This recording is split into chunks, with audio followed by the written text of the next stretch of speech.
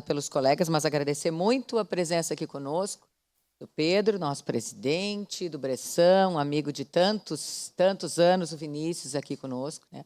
Sejam sempre muito bem-vindos, fazer referência e lembrar a todos, né, que inclusive a Câmara de Vereadores realizou também, participou dessa programação importante do aniversário da Microempa, neste ano dos 40 anos, com a entrega do Prêmio Caxias, e agradecer a presença e a participação de vocês em tantas frentes, né, das exportações aos núcleos setoriais, a qualificação diária.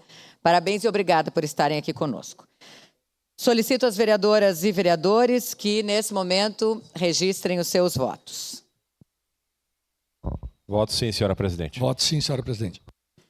Declara voto no microfone. Vereador Voto sim, Lucas presidente. Gil, favorável. Voto sim, senhora Vereador presidente. Scalco, favorável.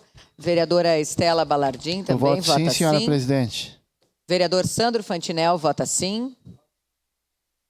Vereador Juliano Valim registra o voto também no microfone, vota sim.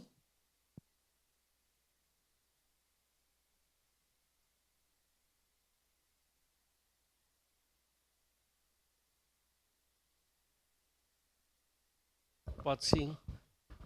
Vereador Rafael Bueno também declara o voto no microfone, vota sim. Encerrado o registro dos votos, encerrada a votação.